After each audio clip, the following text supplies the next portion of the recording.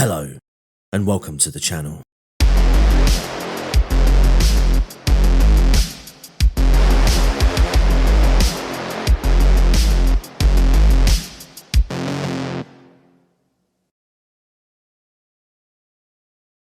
Today's story begins on the 4th of April 1943, where in Quanah, Texas, Buenoano would be born Judy Welty. Judy's upbringing was sadly one which was troubled. Her mother had sadly died of tuberculosis when Judy was barely 2 years old. After her mother's death, Judy's father would send both Judy and her baby brother Robert to live with their grandparents, while her two older siblings were placed up for adoption. She would live with her grandparents from 1945 up until 1955, when her father remarried and took Judy, now 12 years old, to Roswell, New Mexico, to live with him and her new stepmother and two stepbrothers. Unfortunately for Judy, this move would be far from a positive experience for her. She would claim to be subjected to regular beatings, starved, burned with cigarettes, and she said that she was forced to work slave hours around the family home. After being tormented by her father and stepmother for about 2 years, she would finally snap. In 1957, Judy flew into a rage. She would pour hot grease onto her stepbrothers, scalding them, before turning her attention to her stepmother and father, attacking them with household objects, as well as punching and kicking them repeatedly. This outburst saw Judy being arrested, and she was sentenced to 60 days in jail. However, she refused the opportunity to return to the family home, instead telling a judge that she wished to be released into a reform school. This was granted, and she was placed into Foothills High, a juvenile detention center, where she would graduate from in 1959. By the time of her graduation, Judy had fully estranged herself from her family. She had reportedly said of her younger brother Robert that, quote, "I wouldn't spit down his throat if his guts were on fire." By 1960, Judy, now living under the pseudonym Anna Schultz, was working as a nurse's aide. But at just 17 years of age, she had fallen pregnant. Rumours swirled that the father was a pilot from an Air Force base nearby, but she never confirmed nor denied this. Michael Schultz would be born on the 30th of March 1961, and not long after the birth of her son, Anna would meet Air Force Sergeant James Goodyear and enter a whirlwind romance, culminating in their marriage on the 21st of November 1962. Now going by the name Judy Goodyear, she would give birth to her second child, James Goodyear Jr., in 1966. To celebrate the birth, James Sr. officially adopted Michael. The following year, James Sr. and Judy would have a daughter, Kimberly. By 1968, the family had moved to Orlando, Florida. Judy became a business owner for the first time, opening Conway's Acres Childcare Center. She would list James Sr. as a co-owner, but he was still a serving officer with the United States Air Force and was scheduled to commence a tour of Vietnam. After completing this tour, James Sr. returned to his family, but barely 3 months later, he would fall sick and be admitted to the US Naval Hospital in Orlando. He was suffering from symptoms which doctors struggled to diagnose. This came as a surprise, as James was in good health and showed no signs of illness prior to his sudden decline. Before they were able to determine the cause of James's illness, he tragically passed away on the 15th of September 1971. It would later be determined that his passing was a result of natural causes. Just 5 days after he died, Judy Goodyear cashed in a life insurance policy worth around $28,000, as well as receiving approximately $64,000 in Veterans Administration benefits. The family's poor luck continued. Towards the end of 1971, a fire had broken out in their Orlando home, which was ruled accidental. Judy would collect a further $90,000 in fire insurance payments. In 1972, Judy uprooted the family and moved to Pensacola, Florida. It was here that Judy met another man, Bobby Joe Morris, and she would strike up a relationship with him in 1973. During this time, her eldest son Michael had become something of an issue for Judy. He was often misbehaving in school, and academically, he was performing poorly.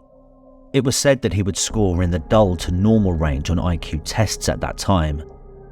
Wanting to seek treatment for Michael, Judias would try to place her son in a residential facility which was reserved specifically for military dependents.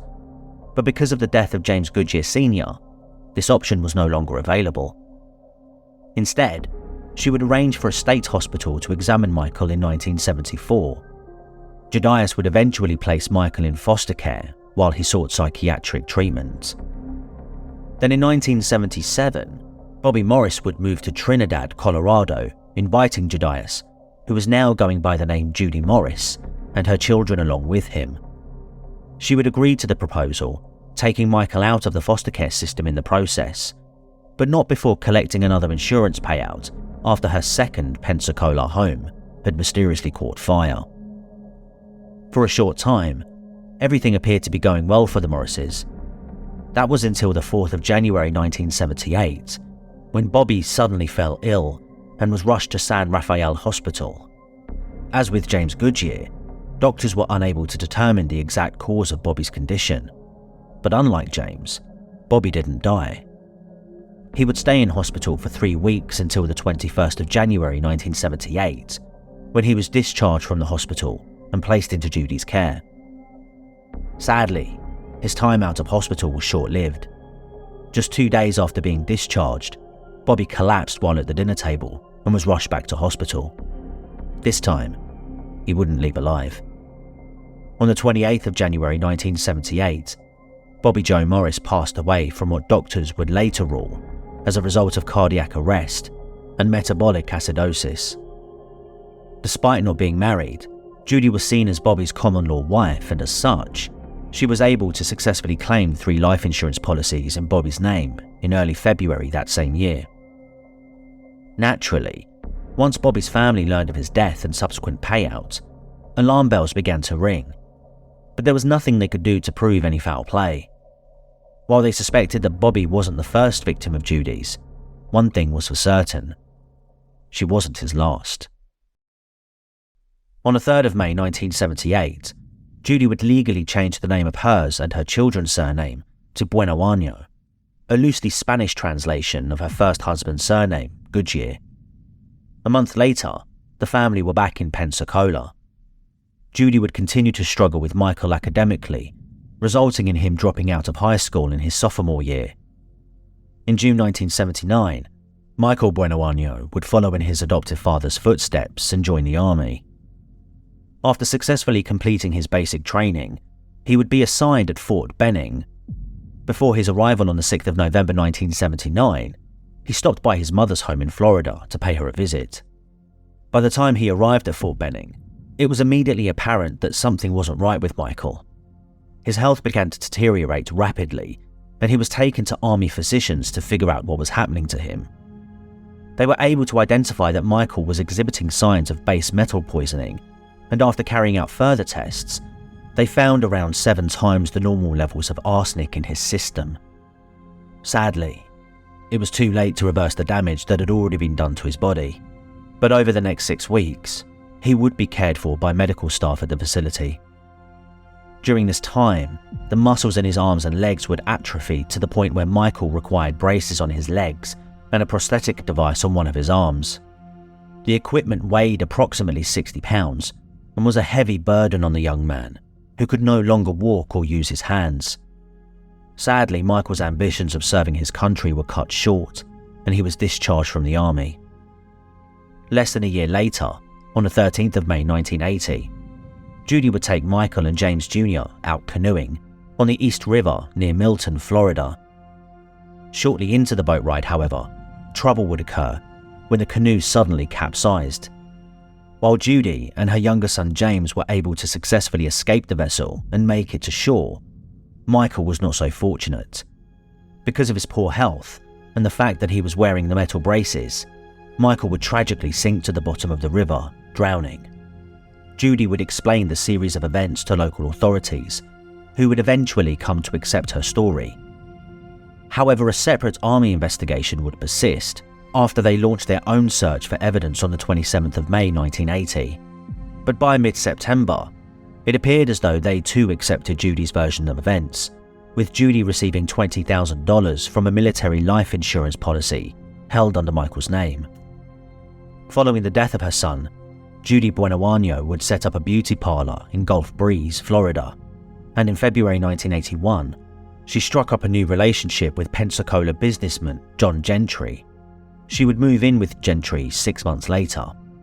John would later say upon seeing Judy for the first time at a mud wrestling match, quote, "Judy was standing at the bar, all dressed in black. She wore black quite a lot. In fact, psychologically, I think that says a lot about her." Judy would tell John that she spent time at a nursing school, obtained a PhD in biochemistry, as well as a PhD in psychology from the University of Alabama. She had also told him that she had recently completed a tour of duty as the head of nursing at West Florida Hospital. It was absolute rubbish, but she did this to impress John, which he took completely at face value. Judy's relationship with John would see her live a lavish life. She would be showered with expensive gifts, treated to Caribbean cruises, and even indulged in imported champagne. It was certainly a life that anyone in Judy's position would love to have. But for a woman like Judy, this wasn't enough.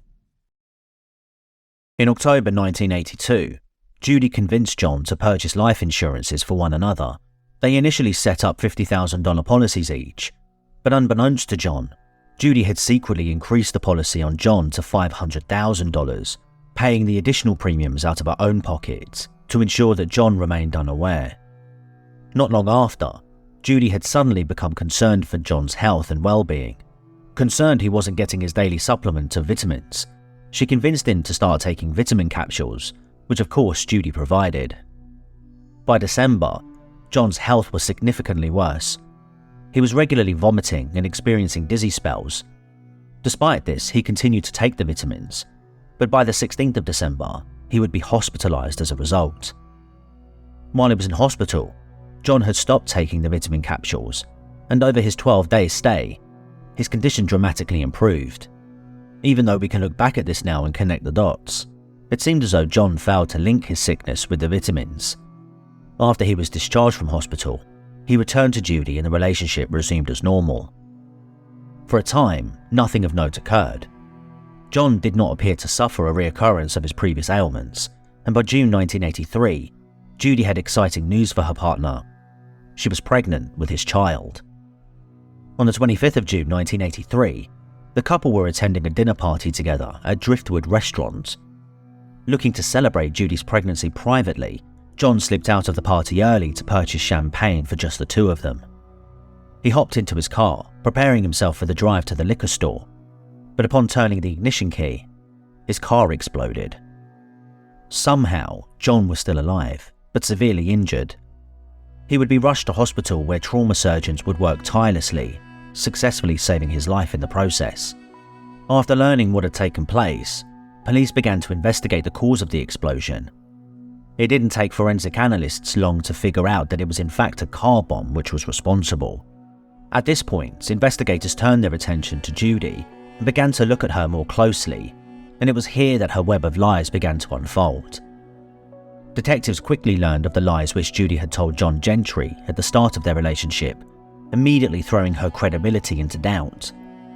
Conversations with Judy's friends revealed that as far back as November 1982, Judy had claimed to friends that John was suffering with a terminal illness. In truth, this was not the case. Detectives also discovered that she had booked tickets for a world cruise for her and her children, but not John. But perhaps the saddest and most vindictive lie Judy told was the one about her being pregnant. It was impossible, as in 1975 Judy underwent a sterilization procedure, rendering her infertile. On the 29th of June 1983, 4 days after the failed attempt on John Gentry's life, police were able to speak with John. Revealing to him what they had learned about his partner was undoubtedly a shocking experience for John, but it was enough to convince him that Judy was not the woman he thought she was. Remembering the vitamin capsules Judy had encouraged him to take back in 1982, he was still in possession of some of these and handed them to detectives for further testing.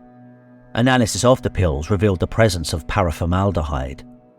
The chemical, which was recently designated as a probable human carcinogen, serves no medicinal purpose. But even though this was detected in the vitamin tablets, Florida State Attorney was still hesitant to file charges as they believed they still had insufficient evidence to prosecute Judy. Detectives, however, were determined to find more proof that would change the minds of state attorneys. Less than a month after interviewing John Gentry, the 27th of July 1983, police would search the Gulf Breeze home of Judy Buenoano. Inside, they retrieved wire and tape found in her bedroom, which appeared to resemble the car bomb used the month before. It would be confirmed to be a match later on. Furthermore, police would also find marijuana and a sawed-off shotgun in James Jr.'s room. He would be arrested and placed in jail for possession of drugs and an illegal weapon. That same day, while Judy was working at her beauty salon, police would swoop down onto the business, arresting her for the attempted murder of John Gentry. The investigation didn't just stop there though. During this time, police were also attempting to track down the buyer of the dynamite which was used as part of the car bomb. By mid-August, they managed to successfully link the purchase back to none other than Judy herself, after identifying around a dozen long-distance phone calls from her home. While Judy was able to post bail for the attempted murder charge against John Gentry, suspicion then turned to the previous men in her life who had also perished. At the time of her son's death, there were also a further 2 life insurance policies which were held privately. At the time of Judy trying to claim these, it was suspected that the signature alleged to be Michael's had actually been forged. Handwriting experts all but confirmed this at the time, but Judy faced no repercussions until now. On the 11th of January 1984, Judy Buenoano would be charged with first-degree murder of her son Michael and an additional count of grand theft in relation to the insurance scam. It was said that at the time of her arrest, that Judy went into a fit of convulsions, although it was likely she was faking it. Regardless, she spent time at Santa Rosa Hospital under police supervision. A month later, the 11th of February, the body of Bobby Joe Morris was exhumed and examined, where it was found that traces of arsenic were present in his body. James Goodyear Sr.'s body would also be exhumed the following month, the 14th of March, and to nobody's surprise by this point, arsenic was also found in his remains. A further charge of first-degree murder was placed on her with regards to her husband James Goodyear, and 8 days after he was examined, the 22nd of March 1984, Judy would go on trial for the murder of her son Michael. It would be at this trial where she would earn the Black Widow nickname commonly associated with her. Prosecutor Russell Edgar, who was the prosecutor in this case, asked the judge at the time to admit the other killings as evidence of her guilt. He would tell the judge, quote, "When I was asking the judge in the drowning case to admit the other killings as evidence, I said, 'Judge, she's like a Black Widow. She feeds off her mates and her young.'"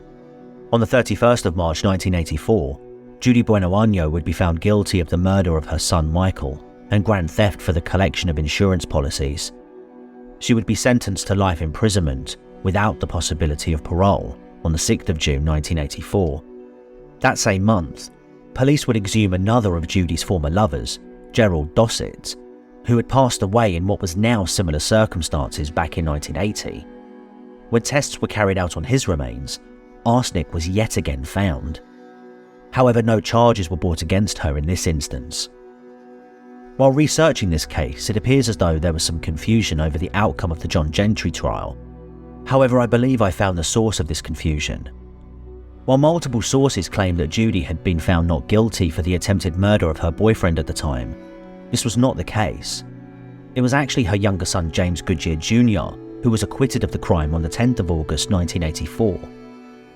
Judy would later stand trial on the 15th of October, just a little more than 2 months after her younger son, where she would be found guilty 3 days later, and after just 2 hours of jury deliberation, she was handed a 12-year prison sentence to run consecutive to the life sentence earlier handed to her. A year later, the 22nd of October 1985, Judy would now stand trial for the murder of her husband James Goodyear Sr. The trial would last 10 days, resulting in her being found guilty, and on the 26th of November, Judy would be sentenced to death by electric chair. Because of this sentence, the decision was made by Colorado authorities not to charge Judy with Bobby Morris's death, as they could later charge her should the death penalty be reduced to life or overturned in the future. Throughout each trial, Judy maintained her innocence, insisting that jurors were simply convinced by what she deemed as manufactured evidence. She would later say, quote, "I have been the victim of defamation, assassination of character, to make me into a vile monster. I would have found myself guilty if I were the jury." Between 1986 and 1990, Judy would file multiple appeals, all of which would fail. Shortly before her execution, Judy would conduct a TV interview where she would continue to protest her innocence, saying, quote, "I would like to clear for the record for my grandson. I would like for him to know that his grandmother was not a murderer." A last-ditch effort to have her death sentence overturned was also denied on the 29th of March 1998. As such, her death warrant was signed, leaving her destined to be electrocuted on a then 75-year-old electric chair built by inmates in 1923. Her last day was spent with her children, Kimberly and James, as well as other relatives and various religious and legal advisors. Her final meal consisted of broccoli, asparagus, strawberries and hot tea.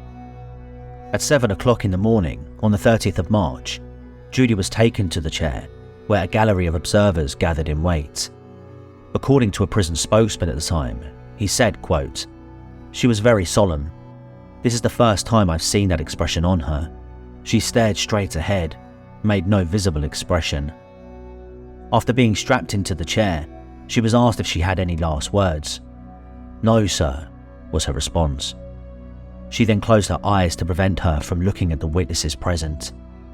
At 7:13 a.m. on the 30th of March 1998, Judy Buenoano was pronounced dead at Florida State Prison at the age of 54. She'd become the first woman to be executed in the state of Florida since 1848, and the first woman to be electrocuted in the United States since 1976. Judy just went one murder too far. These were the words of Pensacola detective Ted Chamberlain, who later went on to say, quote, "If she just let that last boyfriend alone, she probably could have walked away from the other murders." And to be fair, had she not gone to such extremes to remove John Gentry, perhaps she would have. By the way, can we just take a moment to acknowledge John Gentry's resilience? What a survivor. Judy Buenoano was motivated by greed, pure and simple. While I acknowledge that her upbringing was a difficult one, it by no means excuses her actions in later life. Like the last video discussing Joe Metheny, Judy appears to have been a serial liar who managed to con and kill her way to a reported $240,000 in insurance payouts. But this was not enough for Judy, who by the end was undone by the very greed that motivated her.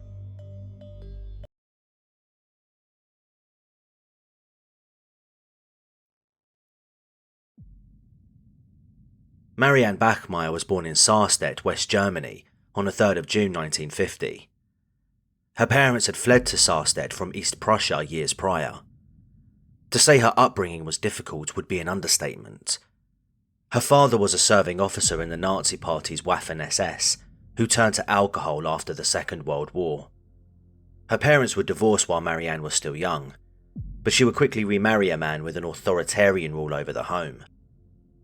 Marianne and her stepfather would often clash, with her receiving regular beatings as a result. Marianne's mother would always side against her daughter.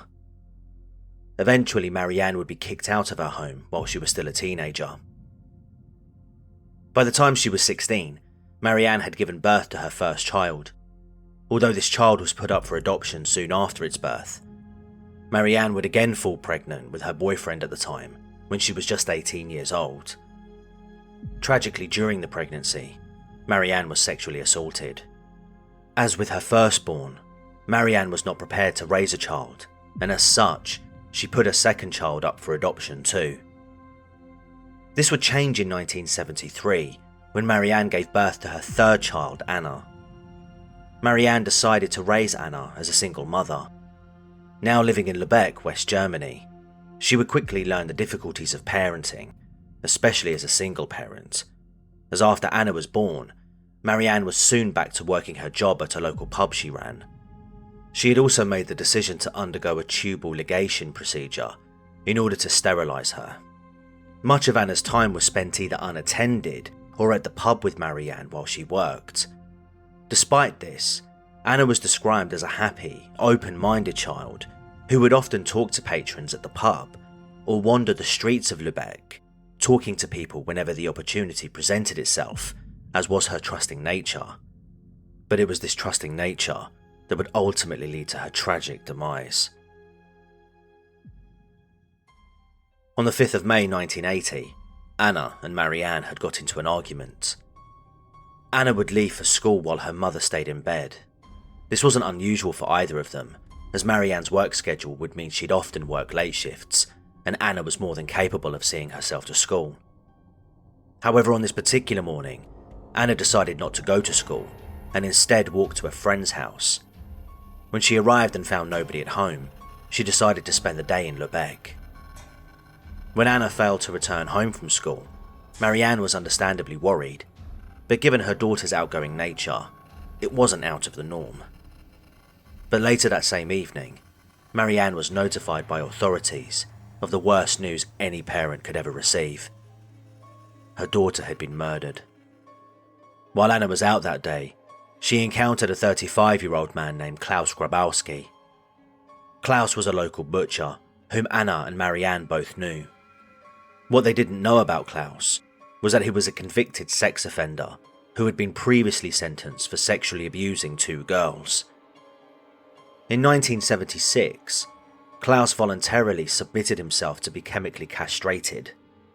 The reason for this was because at the time it was possible for sex offenders to volunteer themselves for the procedure in exchange for their release from prison. At the time of taking Anna back to his home, Klaus was engaged to be wed. Wanting to start a family with his wife-to-be, he sought to reverse his chemical castration. He spoke to a young urologist, explaining that he opted for the procedure in order to cure him from exhibitionism, but he admitted to inform the doctor of his criminal past. The urologist failed to inquire further and agreed to reverse the procedure. He would later say that he believed that it was unjustifiable that a man of Grabowski's age would be castrated, and he felt compelled to help him.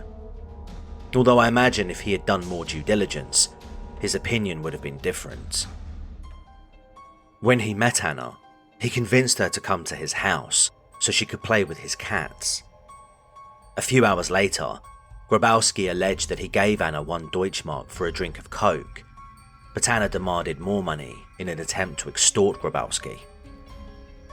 He claimed that Anna told him if he didn't give her more money, she threatened to tell her mother that he had abused her. In a panic, he went into another room and found a pair of his fiance's tights. He then approached Anna from behind and strangled her to death. While Grabowski claimed he was being extorted by Anna, it was more likely that this was a lie. It's believed he abused Anna over several hours before killing her. Regardless, when his fiancée returned home, Grabowski immediately admitted to killing Anna. The fiancée, in a state of shock, fled the home and went straight to the police. At this time, Grabowski stuffed Anna's lifeless body into a box and left his home on his bicycle. He took her to a nearby canal and left her there on the bank. He also left a note to his fiancée before leaving his house, explaining that she could find him at his local pub, where he hoped she would meet him in order to convince her not to leave him, or go to the police. That ship, however, had already sailed as police swooped on Grabowski's home and found the note. They would later visit the pub Grabowski said he would be at, where they would find him and arrest him. Grabowski would admit to killing Anna Bachmeier, but would repeat the claim that he was being extorted for money and that he killed her out of fear of going back to prison. Understandably, when Marianne learned of this, she was furious. Klaus Grabowski would be held in prison until his trial, which began on the 4th of March 1981. Given the shocking nature of the crime, all eyes were focused on the court case. Grabowski was facing murder charges after prosecutors were left unconvinced at his claims that he was being extorted. Marianne Bachmeier was reported to have found the trial particularly difficult, and understandably so. Grabowski's defense argued that the treatment to reverse the chemical castration had caused him to kill Anna, and that those who worked to reverse the procedure should shoulder some responsibility for Anna's death. The prosecution naturally disagreed with this, and the first 2 days of the trial were spent arguing this. On the second day, Marianne overheard conversations between Grabowski and his team, where she learned the defense planned to discuss Grabowski's claims that Anna had extorted him. The thought of Anna being lied about enraged Marianne, who decided to take matters into her own hands. On the 6th of March 1981, the third day of the trial, Marianne Bachmeier smuggled a Beretta 70 into the courtroom, and there, with the room half full, she fired 8 rounds at Klaus Grabowski, with 7 of these hitting him in the back. Klaus Grabowski died almost instantly. Marianne offered no resistance, as officers arrested her there and then. As news of Marianne's act of vigilantism spread, it sparked a huge debate over her actions. Many supported what Marianne did, while some believed that her actions could potentially influence others to take justice into their own hands. In the build-up to Marianne's trial, doctors who were assessing her mental health requested a handwriting sample. She simply wrote, "I did it for you, Anna." She then decorated the sample with 7 hearts, which was likely in reference to Anna's age at the time of her death. In order to pay for her legal costs, Marianne would sell her life story to Stern, a German newspaper magazine, for 250,000 Deutschmarks. Her most ardent supporters reportedly sent threatening letters to the courts, saying that if Marianne was convicted, then the lives of those responsible for her conviction would be at risk. Marianne was formally charged with murder on the 2nd of November 1982, as investigators learned that Marianne had made statements suggesting that the killing was premeditated. On the day of the shooting, the judge who was overseeing Grabowski's trial, Judge Gunther Kroger, spoke with Marianne. She said to him, "I heard he wanted to make a statement. I thought, now comes the next lie about this victim, who was my child.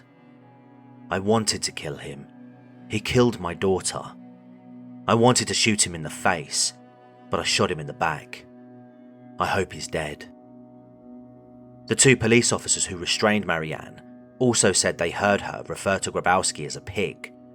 Specifically, they told investigators that she said, quote, "Unfortunately, I only got the pig from behind." Marianne would argue that she had purchased the gun for protection following Anna's murder, as she no longer felt safe, and that the shooting was only a spontaneous action caused by the grief and distress of losing her daughter. The defense would also add that the gun was also purchased a week before, as a means for Marianne to end her own life. Prosecutors, however, learned that Marianne was allegedly considering putting Anna up for adoption at the time of her death. They used this to suggest that Marianne was perhaps not the doting mother she was being presented as to the public. With a mixture of anger, grief, and guilt, they argued that Marianne planned to execute Klaus Grabowski in an act of cold-blooded murder. Throughout her trial, Marianne carried herself with her head held high, looking directly into news cameras as the world watched. She appeared confident, and there was no indication of guilt for what she had done. She told the court that she had shot Klaus Grabowski in a dream and saw visions of her daughter in the courtroom during his trial. Eventually, the murder charge against Marianne would be dropped in favour of manslaughter, to which she pled guilty to. On the 2nd of March 1983, Marianne was convicted of manslaughter and unlawful possession of a firearm by the Circuit Court Chamber of the Court Lübeck. She was sentenced to 6 years in prison. In 1984, 2 films were released which retold Marianne's story: Anna's Mutter and Der Fall Bachmeier, Keine Zeit für Tränen, the Bachmeier case, No Time for Tears. In June 1985, just over 3 years into her prison sentence, Marianne Bachmeier was free from prison. She would marry that same year, and in 1988, she and her husband moved to Lagos, Nigeria, where the couple lived in a German camp so her husband could teach German there. Unfortunately, the marriage would break down, and by 1990, the couple were divorced. Marianne made the decision to move to Sicily. While living there, she was diagnosed with pancreatic cancer, whereby she returned to Germany, which by now was a unified nation. After returning, she took part in interviews on both radio and TV. In 1995, she appeared on German talk show Fliege, where she admitted to shooting dead Grabowski after careful consideration. She told the presenter that she did what she did to enact justice and to ensure that no further lies were told about Anna. This admission suggested that Marianne's actions were indeed premeditated. On a separate note, in 2006, a friend of Marianne's said that she had witnessed Marianne in the cellar of the pub she worked in, using the gun as target practice. In 1996, Marianne invited NDR documentary filmmaker Lucas Maria Burma to record her dying days on camera. She would pass away on the 17th of September 1996 after losing her battle with cancer. 4 days later, Das langsame Sterben der Marianne Bachmeier, or The Slow Death of Marianne Bachmeier, was released to the public. Marianne was laid to rest alongside her daughter Anna.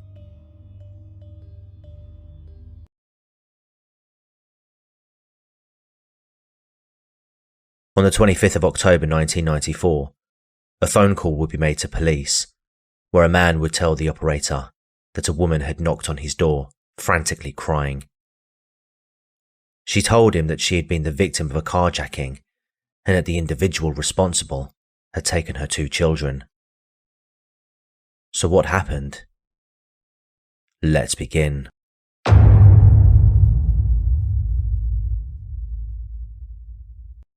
Today's story takes us to Union in South Carolina. It's a small county with a population of around 8,500 people, according to a 2010 census. Although it's estimated that figure as of 2019 has reduced to just under 8,000 people. The people of Union are focused on religion and family. Being a small town, it isn't hard to bump into someone you know. Susan Smith was one of the residents of Union County. Born Sarah Lee Vaughan to parents Linda Harrison and Ray Vaughan on the 26th of September 1971, her home life was somewhat difficult.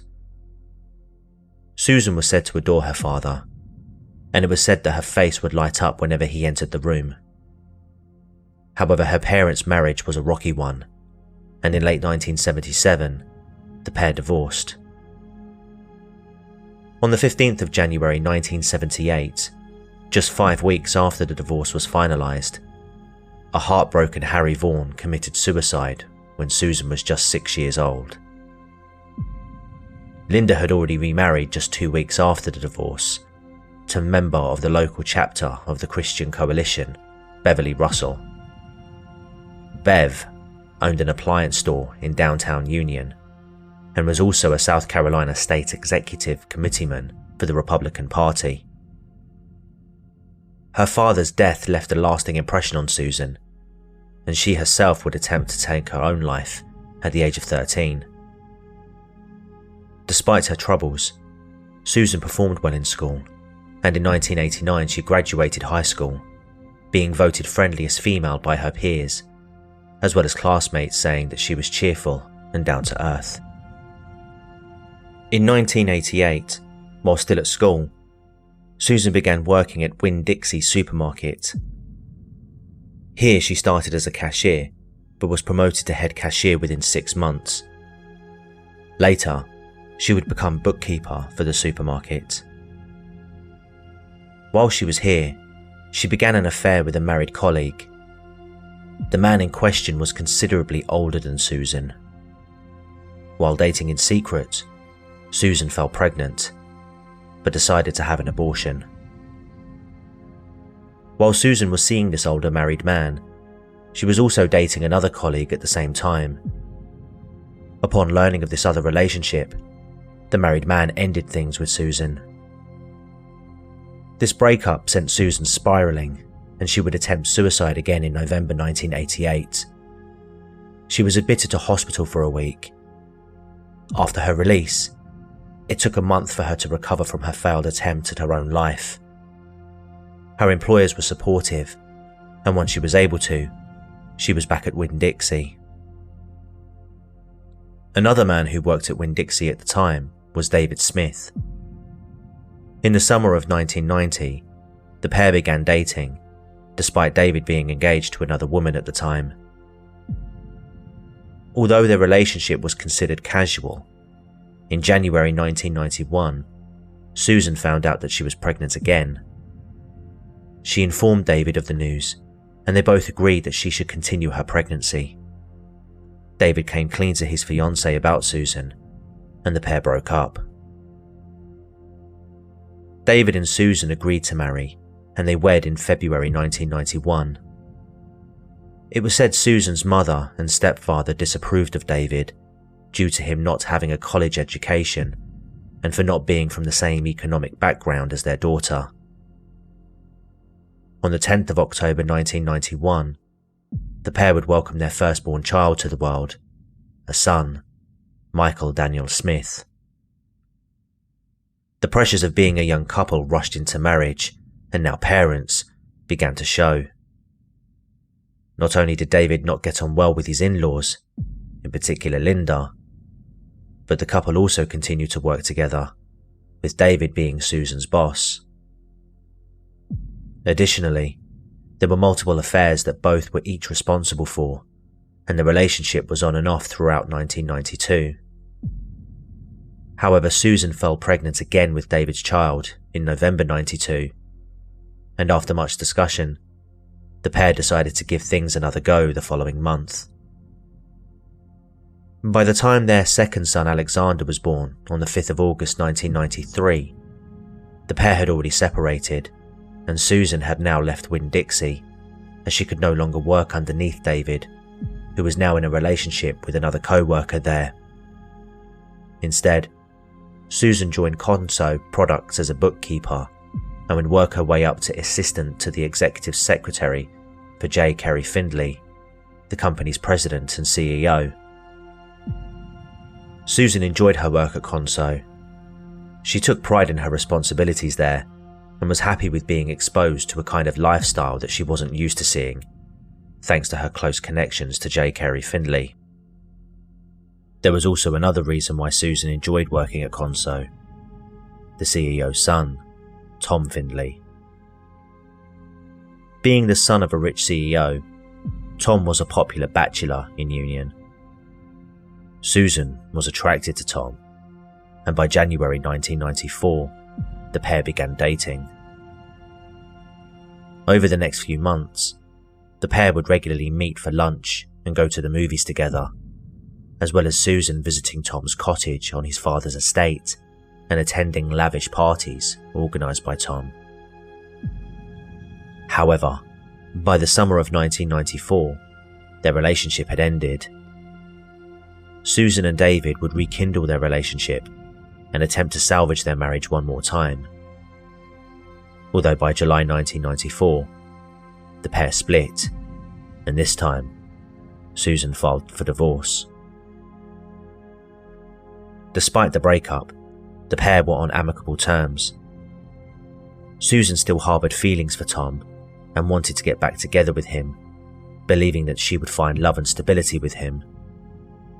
They would start seeing each other again in September 1994, but this would be short-lived, as Tom, who liked Susan very much, but didn't want children, nor did he want to bear the responsibility for someone else's children, wrote a letter to Susan, breaking things off. Susan attempted to convince Tom to continue the relationship on the 23rd of October 1994, after meeting him at his cottage, but she was unsuccessful. Susan was clearly someone who needed companionship. When she was alone, she was described to experience severe anxiety and depression. She would take time off work, and people noticed that she had begun drinking more heavily. Although on the 25th of October 1994, the lives of everyone connected to Susan would change forever.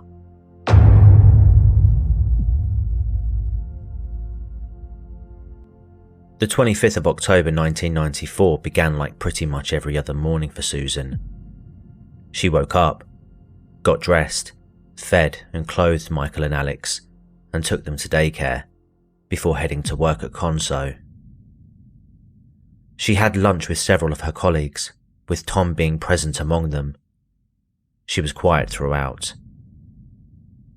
At 1:30 p.m, she asked her supervisor if she could leave early for the day. When she was asked why, Susan told the supervisor that it was because she was in love with someone who doesn't love her back. She was asked who this person was, to which Susan explained it was Tom Findlay, but it could never be because of her children. Susan eventually decided to remain at her desk for the day. An hour later, Susan called Tom, wanting to meet him outside Conso to talk, as she wanted to share concerns that David was going to expose and make public information about her, such as cheating the IRS, and even claiming that she had been intimate with Tom's own father, J. Kerry Findlay. While Tom assured Susan that he would provide support to her as a friend, despite the claims Susan made, he told her that their sexual relationship was over. Refusing to accept this, Susan attempted to meet with Tom again at 4:30 p.m. at Conso Photography Studio. She tried to return a sweatshirt that belonged to Tom, but he instead told Susan to keep it. Upset at this latest rejection, Susan collected her children from daycare, and while driving, she spotted Conso's marketing manager Sue Brown, who was also driving.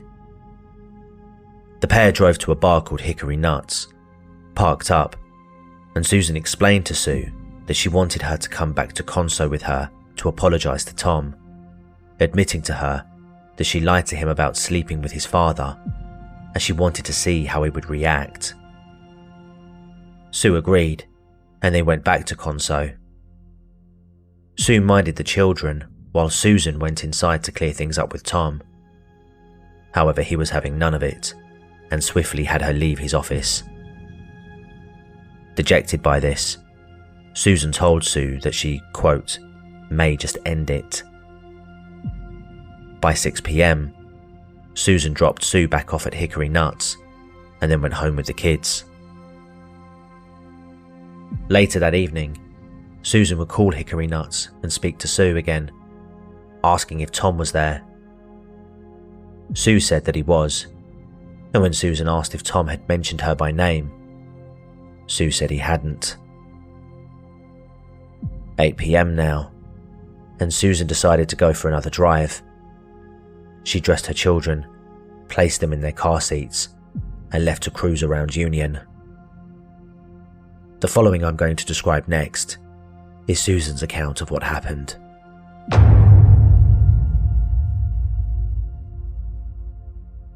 Yes, ma'am. There's a lady that come up that door, and some guy jumped into a red light with her car, with her 2 kids in it, and he took off, and she got out of the car here at our house. And he's got the kids? Yes, ma'am, in her car. And she's real hysterical, and I just decided I need to call along and get them down here. Can't even get to figure out which way he's going. What kind of car is it? We need to know something. We're trying to ask her now.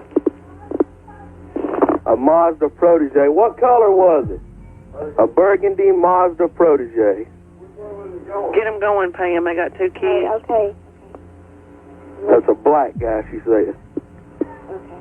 Black male? Yes, ma'am. You know which way? Do you know which way he went? Daddy, ask her if she know which way he went towards.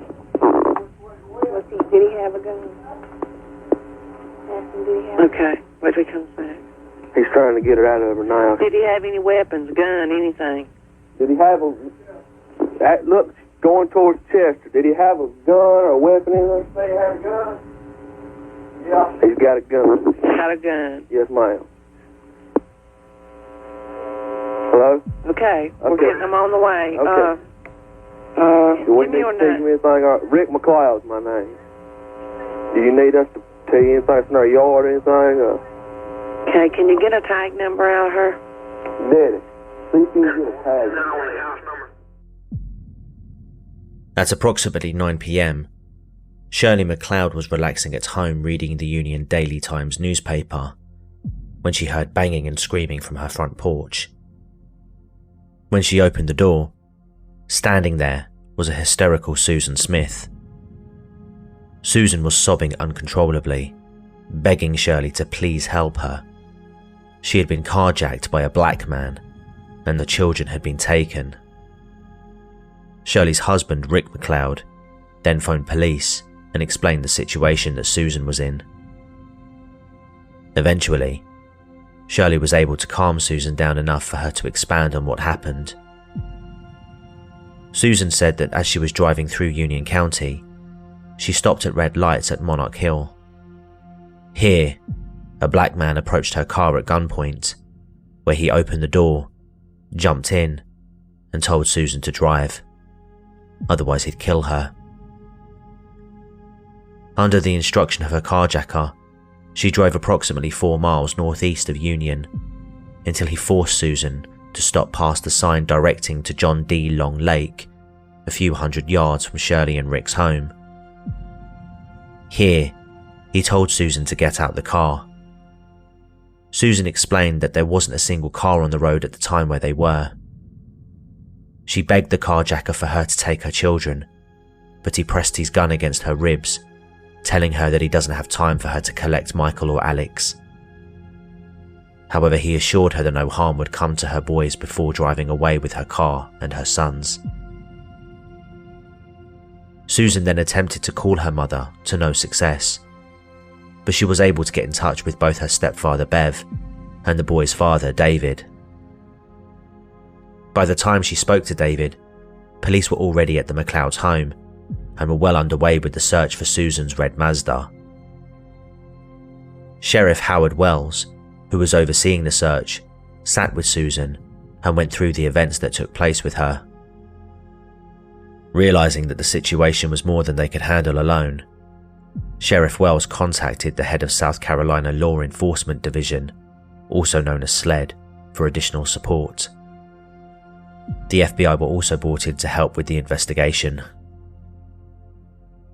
News of the carjacking and child abduction swept through the small town of Union and would spread out to Americans nationwide. Susan Smith was experiencing an outpouring of love and support from those she knew, as well as millions more whom she didn't. Although, as you likely gathered from the title of this video, the narrative Susan gave was utter bull, and it wouldn't take long for authorities to pick up on Susan's deception.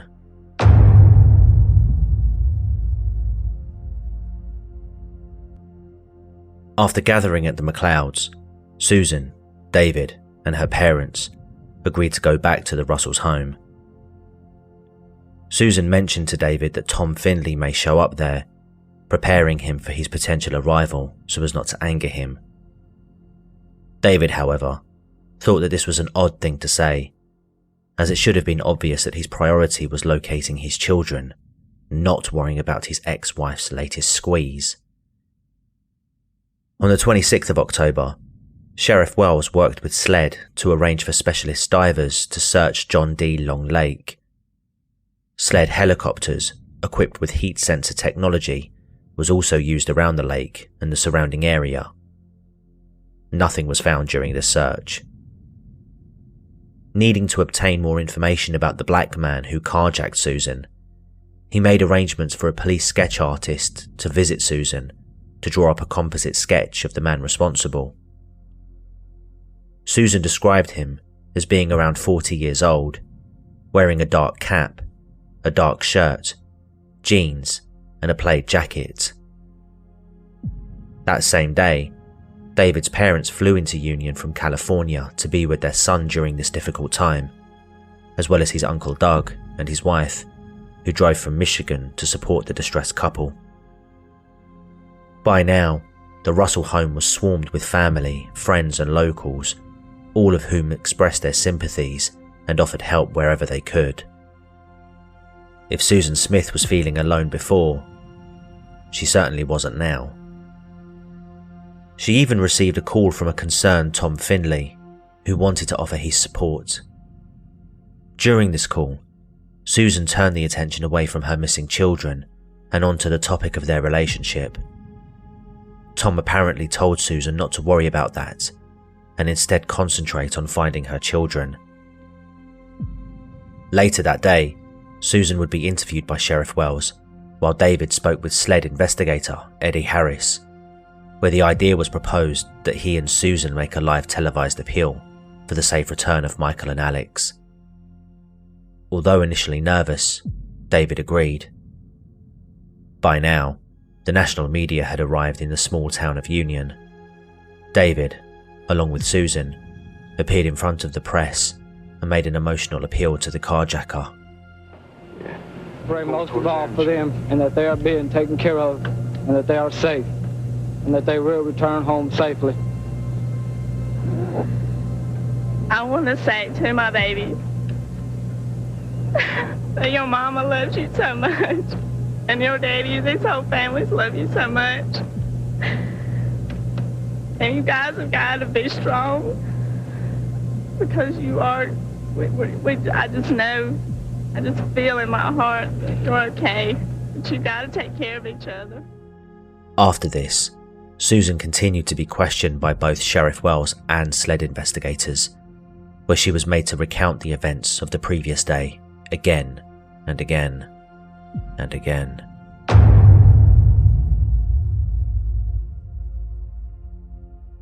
Two days after the supposed carjacking, David and Susan submitted to polygraph tests, which were carried out by the FBI. Unsurprisingly, David passed with flying colours, demonstrating that he knew nothing of the disappearance of his boys.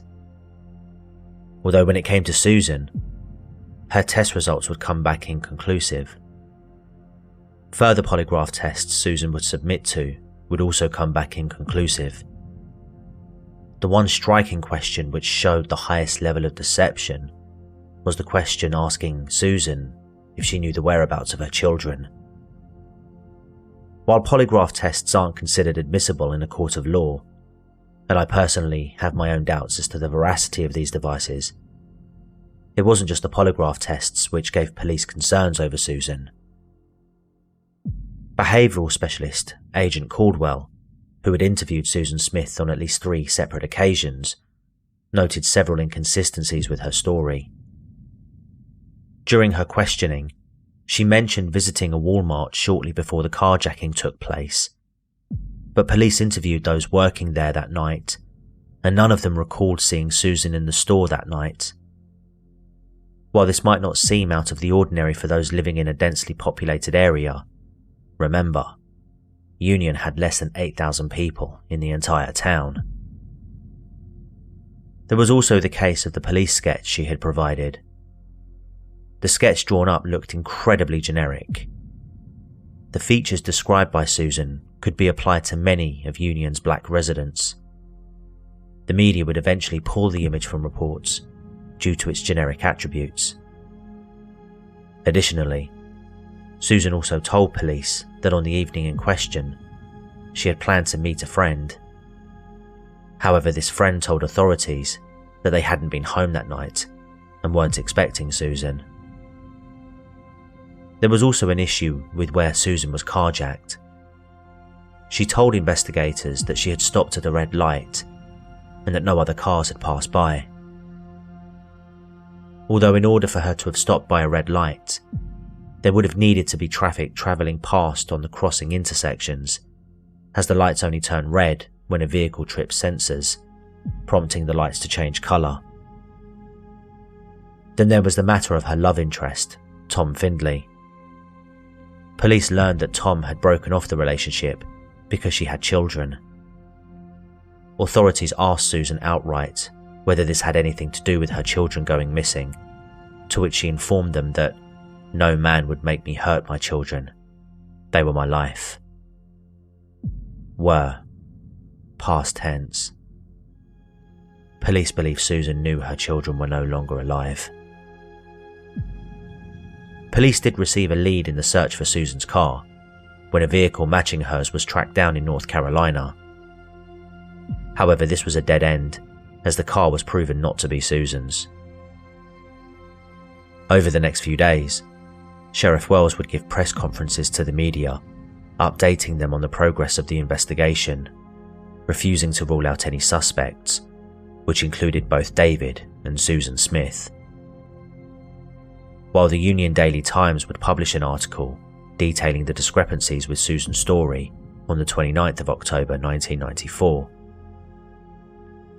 Authorities by now were convinced that Susan Smith was involved with her children's disappearance and would continue their interrogations on a daily basis, hoping to break her down. David, however, would continue to believe Susan, and she even suggested to him that should they find the children, they should attempt to give their marriage another go.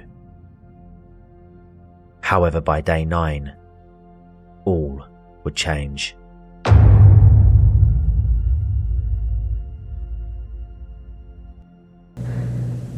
Susan, yesterday I know authorities searched your house inside, outside, underneath. Were you there at the time, and do you know what they were looking for? No, ma'am, I was not there, and I do not know. I did agree, sign a form for them to do that. I was aware they were going to do that, and I understand that's just one of the normalities they have to do in any investigation. Sources close to the investigation, Susan, have told NBC News that federal agents are focusing, in fact, on the relationship between you and Mitchell Sinclair, the man that you were going to visit that night, the man you said you were going to visit with your children. They've told NBC that there were inconsistencies in your stories. Do you know what inconsistencies they were referring to? No, ma'am, I really do not know that, but I would like to say that 9 days into the disappearance of Michael and Alex, David and Susan Smith participated in 3 network TV interviews. Susan would stress that she had nothing to do with the disappearance of Michael or Alex, with David believing her wholeheartedly. After the interviews were complete, Susan was yet again called into questioning by Sheriff Wells. After again going through the discrepancies of her statement, eventually, it became too much for Susan, who asked for Sheriff Wells's gun so she could kill herself. When Wells asked why, she said to him that, quote, "You don't understand. My children are not all right." She would go on to confess to Sheriff Wells about the truth of the 25th of October 1994, where she would go on to write a written statement detailing her thoughts and actions that night.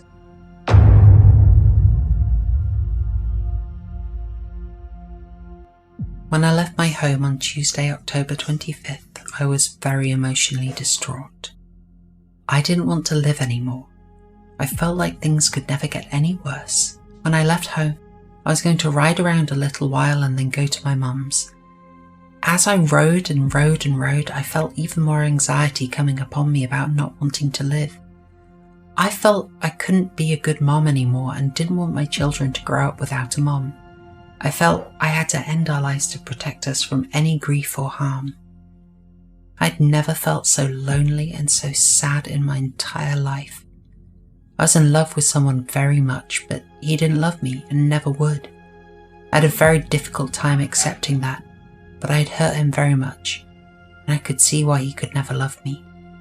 When I was at John D. Long Lake, I had never felt so scared and unsure as I did then. I wanted to end my life so bad and was in the car ready to go down that ramp into the water. And I did go part way, but I stopped. I went again and stopped. I then got out of the car and stood by the car in nervous wreck. Why was I feeling this way? Why was everything so bad in my life? I had no answer to these questions. I dropped to the lowest point when I allowed my children to go down that ramp into the water without me. I took off running and screaming, oh God, no. What have I done? Why did you let this happen? I wanted to turn around so bad and go back, but I knew it was too late. I was an absolute mental case. I couldn't believe what I had done. I love my children with all my heart. That will never change. I have prayed to them for forgiveness and hope that they will find it in their heart to forgive me. I never meant to hurt them. I'm sorry for what has happened and know that I need some help. I don't think I will ever be able to forgive myself for what I have done. My children, Michael and Alex, are with our Heavenly Father now, and I know that they will never be hurt again.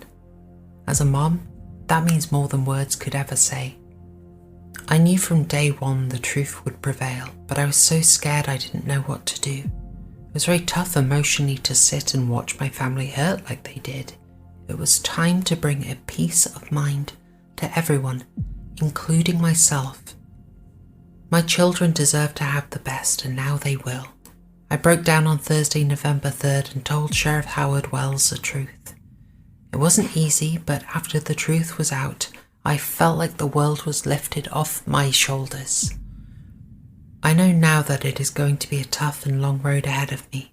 At this very moment, I don't feel I will be able to handle what's coming, but I've prayed to God that He give me the strength to survive each day and to face those times and situations in my life that will be extremely painful. I have put my total faith in God, and He will take care of me.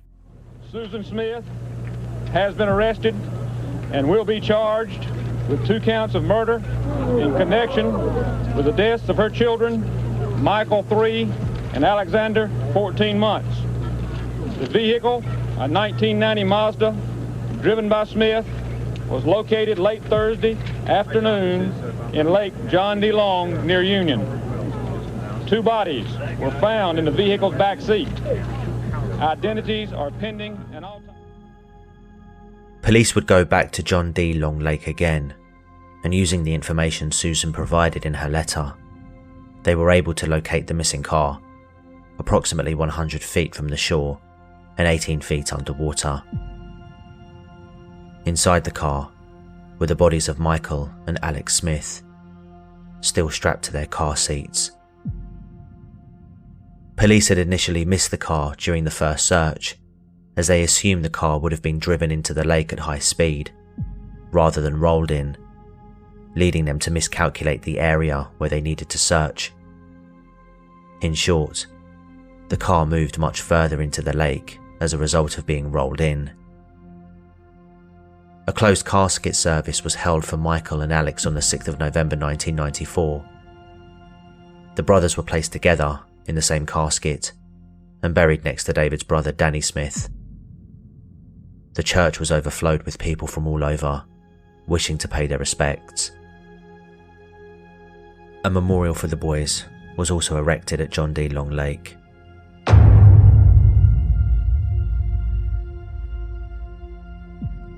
The love and support that Susan received in the early stages of the investigation had in the blink of an eye turned into hatred and outrage, and understandably so. She would be held without bail at York County Jail pending her trial. When Susan Smith's trial began, prosecutors were looking to seek the death penalty. Susan's parents hired the help of David Bruck, who then enlisted the help of Judith Clark, both of whom specialised in death penalty cases. The trial was broken down into 2 parts. The first was to determine guilt. Clearly there wasn't an issue with proving that. The second part would be to determine the punishment that would be handed out to Susan. Susan's trial was taking place at the same time as O.J. Simpson's murder trial. Given the notoriety of both cases, Judge William Howard, overseeing the Susan Smith trial, issued a gag order preventing both the prosecution and defence, as well as the media, from reporting anything not yet presented to the court. Television crews would also be banned from recording in the courtroom. Furthermore, the jury was sequestered to a nearby hotel. Susan's defence team hired a team of psychiatrists who would diagnose her with dependent personality disorder. Controversially, David Bruck decided against moving the location of the trial to a more neutral place, believing that he would have a better chance of convincing Susan's peers, rather than a jury of strangers, that her actions were a result of her difficult upbringing and depression. The trial began on Wednesday the 19th of July 1995 and would last a total of 9 days.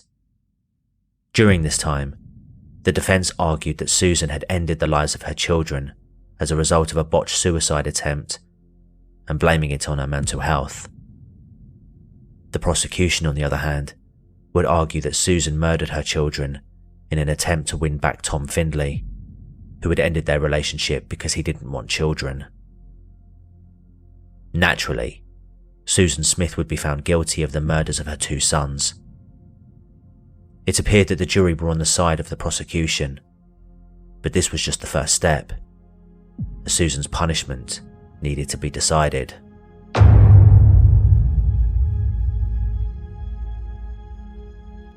The jury who had decided Susan's guilt were now asked whether Susan should face death or be spared but with a lengthy prison sentence. The prosecution called David Smith to the stand, who gave an emotional testimony of his relationship with Michael and Alex. They would also play the interview tapes showing Susan lying about the phantom carjacker in an attempt to demonstrate her ability to deceive others. The defence, however, called on their own witnesses who gave character statements supporting their claims that Susan Smith was a troubled woman. One of those witnesses was Beverly Russell, Susan's stepfather. Shockingly, Beverly admitted on the stand that he had been sexually abusing Susan since she was 15 years old. This carried on over several years, with the most recent assault taking place just 3 months before she murdered Michael and Alex. Prosecutors even reconstructed the car sinking at John D. Long Lake, using cameras both outside and inside the car. They were able to show that it took just under 6 minutes for the car to be fully submerged, revealing the true horror that Michael and Alex undoubtedly experienced. This footage was actually shown twice, once in a private setting, where Susan played tic-tac-toe and whispered to her defence, smiling, and again to the rest of the court, where she was seen in tears as the footage was played. Once all testimony, evidence, and closing statements were given, the jury was sent to deliberate Susan Smith's punishment. After 2.5 hours, the jury returned with their decision. On the 27th of July 1995, they had spared Susan Smith's life. Judge Howard sentenced Susan to life in prison, with the possibility of parole after 30 years. She'll be eligible for parole in 2024. In the years since her incarceration, Susan has remained at Leith Correctional Institution in Greenwood, South Carolina. She has been in trouble 5 times during her time inside, including 2 separate occasions where she had sex with 2 different male prison guards. Both were fired, with one receiving a 3-month prison sentence and the other a suspended prison sentence. Lord only knows why anyone would want to sleep with a child killer. But one of the guards spoke out publicly, calling Susan manipulative. I mean, sure, but being a child killer is a bit of a deal breaker for me. In 2020, it was reported that her behaviour had improved, but I'm sure this has nothing to do with the fact 2024 is looming, and she's wanting to set a good example for the parole board. The defence did their job in convincing the jury that Susan didn't deserve the death penalty. I, however, am not so easily swayed. The prosecution didn't need to prove motive, and this was considered a mistake on their part by trying to prove one. I appreciate that Susan experienced problems growing up. Personally, I'm convinced she did what she did to win Tom Findlay back. In my mind, she's no different than Chris Watts. Thank you for watching. If you found this video informative, please give this video a like, and if you're new here, subscribe to the channel and turn on notifications so you never miss an upload. Your continued support is invaluable to the growth of the channel, and I'm very grateful to each and every one of you. Until next time, take care and goodbye for now.